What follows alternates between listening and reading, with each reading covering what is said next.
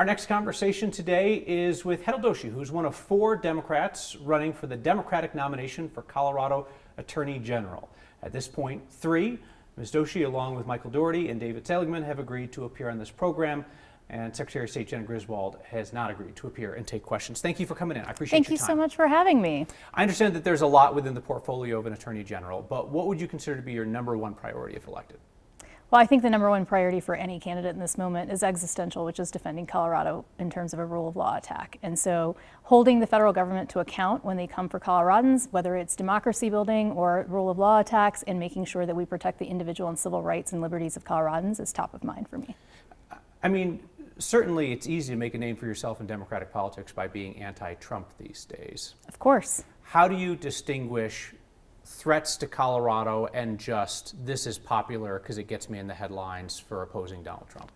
Yeah, I think this is something that I talk a lot about on the campaign trail. I have said many times that being anti-Trump on its own is not a complete political philosophy. And in fact, I think that the rise of the second Trump presidency is illustrative of that point, which is to say there are social and economic conditions that led to Donald Trump being elected for the second time, and for people like members of my own family, I'm a first-generation American, voting for this president. And so for me, I think that the broader point that I'd like to make, and the thing that I intend to prioritize as your next Attorney General, is making sure that we build a better future on the other side of a Trump presidency that is durable and enduring in terms of our economic and legal structures. When you look at Attorney General Phil Weiser's panoply of lawsuits against the Trump administration, are there any that you think were overreach or you don't think are worth Colorado's time? Do you think that there were missed opportunities in terms of cases that he should have brought or should have joined? I think that, so General Weiser, just for some statistics for the audience, the Democratic Coalition of AGs has filed in excess of, I think, 105 or 110 lawsuits against the Trump administration. The state of Colorado has joined or led approximately 65 of those lawsuits. I think that at an aggregate level, that's about right in terms of the types of issues that affect Colorado and our Colorado way of life. And so in terms of answering the question about lawsuits I wouldn't have brought, there isn't an easy answer or a specific answer of a case that I wouldn't have brought. I think cases that were brought in the first 2 to 3 months of the administration look very different today than the cases that are brought now, because they're much more specific today. And so in terms of missed opportunities, I do think that the General Weiser's standard of is the conduct unlawful and does it harm Coloradans is the right test. I would add some meat on the bones of that second part of the test to say the harm to Coloradans can feel like an amorphous concept. And so to me, the harm to Coloradans that really matters in terms of using resources to fight the federal government as opposed to looking inward would be, is the harm to one of our deeply held values or safety? Or number 2, is there a specific economic harm in the form of funding or opportunities like SNAP benefits or NCAR funding come to mind? Is there any point in which resource management within the office plays a part in which suits to bring or join? It's top of mind. It's one of the first questions. And this is something that, as someone who has led inside the government, in my last role with the Department of Justice, I led teams of more than 800 lawyers and professional staff, and every day I had to make trade-off decisions. If I'm suing Google, that means there's another case that I might not be able to file. And so I think about this question of taking on Donald Trump precisely through this lens, because I will not have this administration and his cronies make sure that they set an agenda for us. It should be the other way around, which is why I've often said that Trump as a concept, as a person, as an administration, should not be the way that the Democratic Party should define our values. You've never held elected office before. Correct. You don't have the history in party politics that a lot of other folks who run for statewide office do. Well, I have a different kind of history in party politics as a public corruption prosecutor and investigator, right? And so I've looked at both Democrats and Republicans in making sure that anyone who raises their right hand and takes the oath of office is a responsible steward of the public's trust. Why run for Attorney General as opposed to something else that would give you a different level of experience within government? Obviously you have the prosecutorial experience, but state legislature, county DA, something like that, where you could put your tools and talents to use without saying, I'm going to step from outside of politics to becoming the chief legal officer for Colorado? I actually think it's because of what I think the Attorney General's job is. This is, of course, a partisan election, but at its best, law enforcement seeks neither fear nor favor in terms of the enforcement, the even-handed enforcement of law. And so I think it is precisely because of my lack of background in terms of deeply partisan politics, as someone who has called balls and strikes as I saw them along the way, that gives people confidence in the idea that this is the perfect person in this moment to hold the administration to account, but also to build a better future for Coloradans that is not steeped in being the red team or the blue team or the left or the right, but much more so through the sense of how can government work for people. Certainly to that end, A.G. Weiser also hadn't held elected office, and he seemed to get the hang of going after the Trump administration pretty fast. Where would you use the power of the office in a way that has not been a particular focus for Attorney General Weiser? So I think there are a couple of areas, and they're products of circumstance, right? Because I think the second Trump administration has really appended the rule book in terms of how they have proceeded. And we've seen in a lot of really powerful ways how much of our democracy was really held together by norms and tradition as opposed to necessarily the force of law in some circumstances. So two areas come to mind immediately. First is, of course, the broader umbrella of environmental policy and particularly water law issues. I think there's so many reasons that water will become ripe as an issue for the next Attorney General, not the least of which is the Colorado River Compact negotiations that are in process and have failed recently, and so we face a court challenge. But second, all of the rollback on the federal level from the Environmental Protection Agency and the Environment and Natural Resources Division, all of those issues are starting to become ripe in a variety of different ways, whether it's the sale of public lands, whether it's bringing coal-fired plants back online, whether it's thinking about forever chemicals, or just basic enforcement of our emission standards. And so the next Attorney General is going to be asked to step into the breach in terms of environmental policy through a complicated dynamic with the federal government. And that's an area where I have a lot of expertise and experience. And then, could I ask you quickly on the Colorado River Compact? Yeah. When it comes to water, what is the best ground on which Colorado should fight this, right? Between the states working something out, having the federal government intervene, litigation that could possibly go to the Supreme Court, where is the best possible outcome for Colorado? Well, I think anyone that's watching the news right now knows that litigation that ends up in the Supreme Court is probably not the best place for us to be, right? Although I'm well suited to take that on as an expert in federal courts, of course. But I think that the best place to fight this battle is to go back to the negotiating table with the lower basin states. And this is a wrinkle that I think sometimes is lost in the broader coverage of the story, which is if we end up adverse to the lower basin states in this fight in terms of water, the very states that are our partners and taking on the federal government suddenly become our opposing parties in this litigation. And so we have every reason to return to the negotiating table, and the principle that I think governs this is a shared sense that we don't want the federal government coming in and making this decision for us. And so I will be a vociferous champion for Colorado and making sure particularly our ranching and agricultural communities have the resources that they need.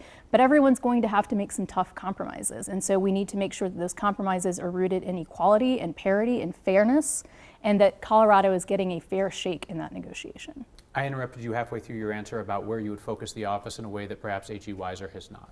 So number one was environmental policy, but number two, I think that we are seeing just a broader consolidation of power that certainly A.G. Weiser has spent a lot of focus on in terms of antitrust and consumer protection issues. But I think the velocity and the pace of those cases is going to increase in the next 4 years because the federal government has completely abandoned any semblance of enforcement with respect to these issues. We're seeing that just in this past week, right, where the Warner Brothers Discovery and Paramount deal was cleared by a federal government pretty quietly with a clearance statement that doesn't make any sense. And so the question will be before the states, like the state of Colorado, to say, how are we going to use our limited resources and in which direction will we put those resources to? I am someone who believes that our economic opportunity and competition in the marketplace is the other side of the coin in terms of our democratic freedoms. And so when we see consolidation in the media space in particular, and I have some background in this, having blocked a massive publishing merger before, that is really critical to the rest of our civil liberties here in Colorado. Let's talk about crime and public safety. Specifically, we've talked a lot about the use of mass surveillance systems in Colorado. Flock gets a lot of attention, but it goes by other brand names as well. Of course. What are the guardrails that you would seek to have the state put on this? It wouldn't be within your purview, but you'd be a big voice on the issue when it comes to mass surveillance in public. Well, so certainly I think the guardrail should start with the Fourth and Fifth Amendments of the Constitution, right? And making sure that as we have emerging technologies that we don't fetishize the technology in a way that somehow makes us think that we can abandon those principles. But to take a really big step back, because I think that the questions around surveillance that are posed by Flock or Axon or any of those surveillance systems are a subset of a much bigger problem, which is the widespread collection of data about Americans writ large by private companies, and then the sale and commodification of that data, whether it's to the federal government or to the other companies. And so that is why my background and experience in having taken on big tech in the most consequential battles of our time and succeeding really matters, because it makes me an authoritative voice, not just here in Colorado on this issue, but more nationally as well, in making sure that any big tech company that seeks to provide those types of products here in Colorado know they have a formidable adversary in me in terms of making sure that Coloradans are protected. And but what are those specific guardrails? I mean, you're Yeah. saying I have the experience to deal with this issue, I have an understanding, but you're not telling me what you would do. Well, the Attorney General's job would be to enforce the laws that the legislature implements, and so that is what I would do, is to be a voice with the legislature to say, here's how you craft laws around surveillance policy that survive constitutional scrutiny with respect to the Fourth and Fifth Amendment. But more importantly, I think it is what I do would be framed around the question of holding big tech and other companies that collect that data also to account. Did you support the legislation that Democrats tried to and didn't muster enough support for in the last legislative session that would have required judicial warrants for access to surveillance camera systems? I did not. And why did you not support that? Because I think that there are problems with respect to the constitutionality of some of that legislative effort, and I also think that there needs to be additional clarity around appropriate uses of information by law enforcement in exigent circumstances in ways that plainly satisfy the Fourth and Fifth Amendment. But I have deep, grave concerns about the use of mass surveillance as a blunt instrument, as I've already talked about here, and that my prior record supports. And so I look forward to working with the legislature to craft a bill that I think could satisfy the courts. I mean, was this off by a hair or was it off by a mile? I mean, law enforcement was uniformly opposed to this bill, and Democrats then split on it and the bill died. What was your assessment of it? I think it's probably, and I don't mean to split the baby, but I genuinely believe that it's not a hair, but it's not quite a mile. I think it is directionally in the right place, but the reason that I think law enforcement was uniformly opposed to it is because we are being asked as a community, particularly law enforcement communities, to solve for public safety issues. And so when you see a spike in car thefts, for example, in Denver, communities want something done about that. We can use technology and tools to achieve those goals, but what we are doing right now is plainly not sufficient, right? And so I think finding the way to bridge the divide between those two organizations or those two constituencies is really a question of meeting somewhere in the middle of where we are right now. AG's office doesn't prosecute street crime, but what would you do as AG to impact crime in Colorado? Well, we have great DAs that prosecute street crime, as you've just acknowledged, but I think that the Attorney General is a really important force multiplier in making sure that organized crime and cartels and conspiracies are dealt with. And that's what I think has been the most powerful driver in a downward reduction in crime, is not to just prosecute or to focus on prosecuting street-level offenders, but actually taking on the criminal enterprises and the financial backing for these organizations. And as Attorney General, I am certainly committed to doing that. Are there any laws on the books in Colorado that, if challenged, you would decline to defend in court? Nothing that comes to mind immediately. The paradigmatic question here is usually the question around TABOR, right? And what I have said about TABOR, and I want to be very clear about this, is that I think the Colorado Supreme Court has indicated that it is in fact constitutional. And so I support repealing TABOR in the first instance through the ballot box and would be a voice to do that, because I think TABOR straitjackets the state of Colorado, particularly in this budget environment. Complete repeal. I think so. And then in addition to that, I would be supportive of making sure that future tax increases are approved, but again, at the ballot box or through the populace, right? Which allows us to balance that sense, this hearts and minds question, because TABOR is widely popular in Colorado. I think it's 62 or 63% of Coloradans support it. But there is a bigger hearts and minds question around people feeling like they are giving more and more money away to the government and feeling like they are getting less and less. And it is compounded by the budget environment that we are in. And so I think showing proof of concept in the ways that government can show up and make people's lives better is an important piece of that ballot box strategy.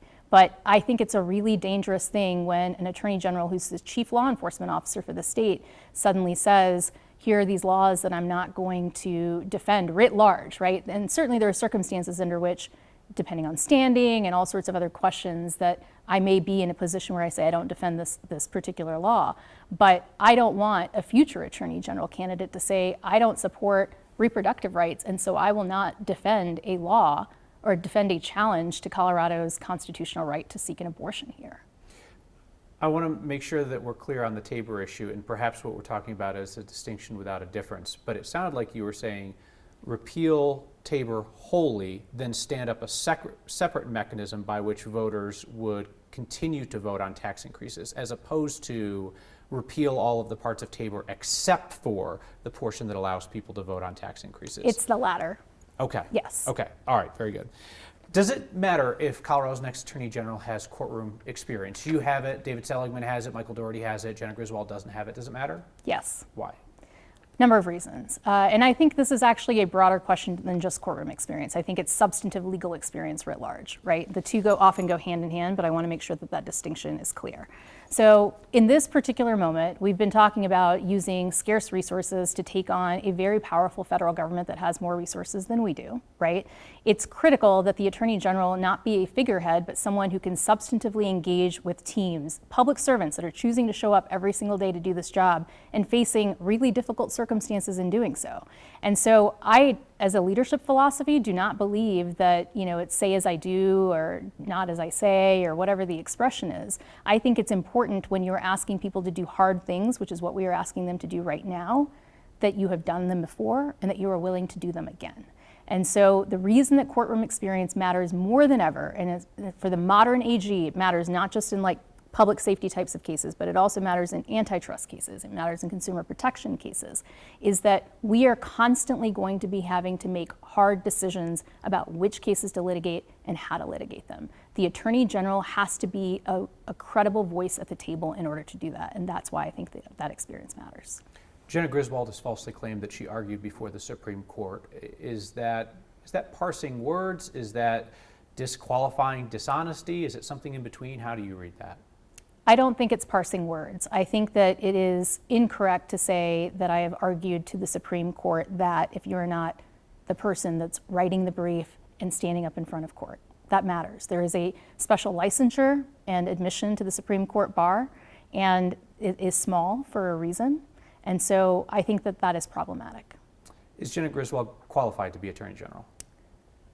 I'm running for office, and I'm running for this spot because I think that I have the best substantive qualifications. Does she meet the minimum constitutional standards? Of course she does, right? But that's not sufficient. That's not a reason to elect someone, in my humble opinion. I think that in this moment, the people of Colorado are faced with the question of hiring their lawyer for perhaps the greatest difficult legal landscape we've ever seen in modern history. You should pick the best, most qualified, most well-rounded leader and lawyer, and I think I'm that lawyer. But not on technical terms, in the sense that voters would look at somebody and say, are they qualified to hold the office? Is she qualified to hold the office? I think that there are some substantive gaps in Secretary Griswold's backgrounds. Is there a reason why you've backed your language off from previously when you've said she's not qualified? Have you got new information? No. I think what I said last week when I was asked this question is to say I don't think that she is fully qualified based on substantive gaps. I think those are two entirely reconcilable statements. This, I think, is a separate question. We have covered a series of missteps, mistakes, and errors in judgment that Secretary Griswold has made in the Secretary of State's office that raise questions about her competency, which I think is a separate question than her qualifications. Do you believe she's competent to be Attorney General? Yes, I think she is competent. She is a licensed lawyer. She has led an office before. I think that certainly the track record is something that she should be accountable for and answer for. And that has been an enormous source of frustration for me, as you've probably seen on the campaign trail, that she has missed a number of forums and opportunities to engage on that record, competency, and accountability question. You, Michael Doherty, David Seligman have all raised serious questions about whether Jenna Griswold is qualified to be Attorney General. But the fact is, the three of you remaining in this race all but assures that she will, in fact, be the next Attorney General. Are you putting your personal ambition ahead of Colorado having a qualified Attorney General? Absolutely not. I think that, look, nothing about the landscape of this race 14 days out from the election is different than what I expected it to be when I joined this race in June of last year. I was the last candidate to enter this race, and I did so because I looked at the landscape and I looked at the particular requirements of this moment and concluded that we needed a different, complete set of skills, and that I had that set of skills and background to meet this moment. And so I'm aware that Secretary Griswold a couple of months ago released a poll that shows that as a result of high name recognition that she has high support in this moment. But I would tell you that elections are decided in the last 45 to 60 days, a time period that followed that poll. And there are a number of objective indicators that suggest and that show pretty clearly that I have a lot of momentum to meet this moment and to win this race. Hetal Doshi, thank you very much for your time. I appreciate it. It's been a pleasure. Thank you.